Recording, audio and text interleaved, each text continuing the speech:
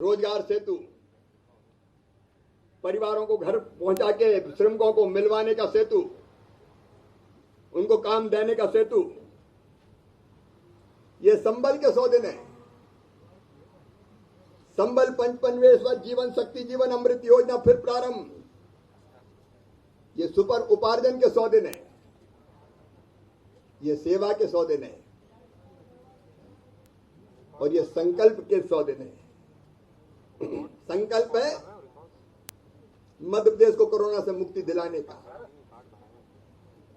संकल्प प्रधानमंत्री जी ने कहा आत्मनिर्भर भारत, आत्मनिर्भर भारत के लिए आत्मनिर्भर मध्य प्रदेश बनाने का।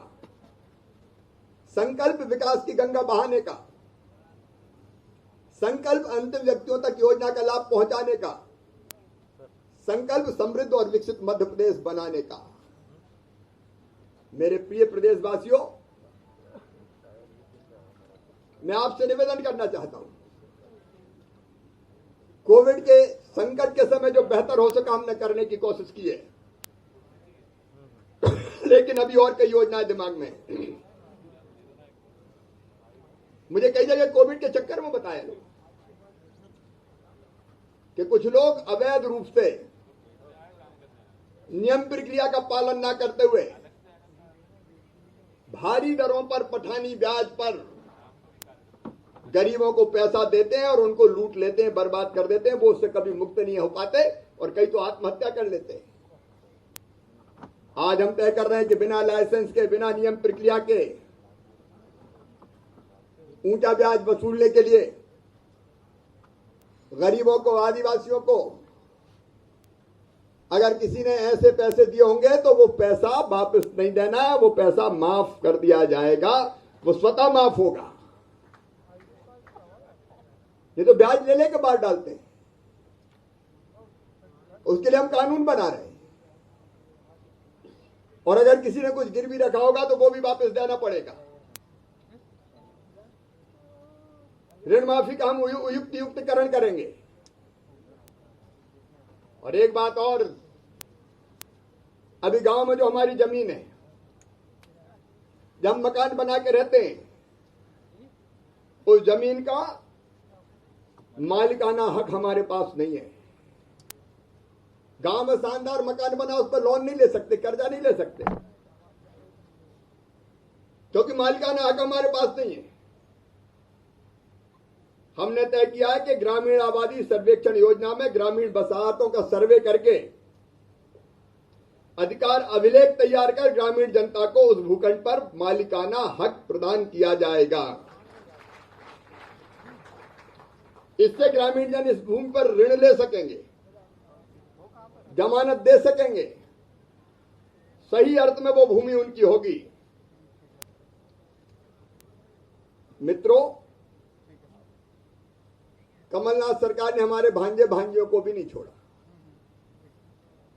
कई योजनाएं बंद कर दी। और एक योजना थी लैपटॉप देने की योजना, पिछले साल दिया ही नहीं। अब 12वीं के रिजल्ट आने वाले हैं, रिजल्ट देखने के लिए तैयार हो जाओ। और जो बच्चे अंदर अच्छे नंबर लाएंगे, मामा उनको फिर से इसी साल लैपटॉप दिलवाएगा, उसके लिए राशि दी जाएगी। हमारे शहरी पथ विक्रेता प्रधानमंत्री जी ने भी तय किया, उनके साथ हमने ग्रामीण भी जोड़े। ये ठेले वालों, खोमचे वालों, फल के सब वालों, सब्जी वालों, नाई की दुकान वालों, कचौरी समय से बेचने वालों, पान के ठिलिया वालों, चाय की गुमटी वालों, कोरोना ने तुम्हारे धंधे को भी ठंडा कर दिया, बर्बाद कर दिया। और ये 10,000 रुपए तक का ऋण इनको मिलेगा 7% ब्याज पर। 1 साल के लिए 7% से ऊपर जितना होगा वो मध्य प्रदेश की सरकार देगी। और उसके साथ साथ गांव के जो कस्बे हैं हमारे,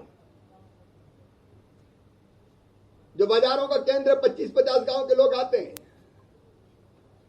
भावी गरीब पथ विक्रेता है, उनको भी 10,000 रुपया बैंक से दिलाया जाएगा। गारंटी हम लेंगे, सरकार गारंटी लेगी, ताकि उनका काम धंधा फिर से पटरी पर आ सके। अभी तो 100 दिन पूरे हुए हैं, अभी तो ये अंगड़ाई है। असली काम तो अब उपचुनाव के बाद शुरू होगा। थोड़ा समय लगाना पड़ेगा, वो तो कोरोना आ गया, नहीं तो अब तक तो सांची से लेके मुरैना तक धूम मच जाती। कोरोना ने पांव पकड़ लिए, लेकिन अब निकलना होगा। इन कामों को स्थिरता पूरी करनी है, स्थिरता प्रदान करनी है। तो कार्यकर्ता बहनों और भाइयों, चुनाव के रण में भी जूझ के हमको शानदार सफलता प्राप्त करनी पड़ेगी। करेंगे कि नहीं करेंगे? अरे जोर से बताओ, करेंगे कि नहीं करेंगे? तो विजय के अभियान का 100वां दिन है। नए उत्साह से उमंग से भर के हम उपचुनाव में विजय के लिए भी प्रयाण करेंगे। प्रधानमंत्री जी ने जैसा संकल्प लिया है आत्मनिर्भर भारत का, आइए मित्रों हम सब संकल्प लें। आत्मनिर्भर भारत के लिए आत्मनिर्भर मध्य प्रदेश। यहां के लोकल को वोकल करेंगे। अच्छा, चीन को आधा तो प्रधानमंत्री जी ने तोड़ ही तार दिया है। टिकटॉक सब बंद। ये केवल खेल नहीं है, ये आर्थिक रूप से कमर तोड़ना है। आओ मेरे प्रदेशवासियों, संकल्प लो, चीन में बनी चीजों का बहिष्कार करेंगे। हम उस चक्कर में नहीं आएंगे राहुल बाबा, हिंदी चीनी भाई भाई, हिंदी चीनी भाई भाई, और चुपके से चीन की सैनिक घुस आई। मोदी जी है, मोदी जी, सेना तैयार है। हम अपनी तरफ से किसी को छेड़ेंगे नहीं, लेकिन किसी ने हमें छेड़ दिया तो हम छोड़ेंगे नहीं। तो आर्थिक रूप से तोड़ना चीन को, इसलिए हम ये भी संकल्प ले, दोनों हाथ ऊपर उठा के चीन के बने सामान का बहिष्कार करेंगे। और पूरे प्रदेश की जनता से कह रहा हूं, जहां सुन रही हो, चीनी सामान नहीं खरीदना। जो हमारी भारत माता का दुश्मन है वो हमारा दुश्मन है। सारा देश प्रधानमंत्री जी के साथ खड़ा है। राहुल बाबा जैसे लोग जरूर इधर उधर की बातें करते हैं, अब क्या कहें इनको।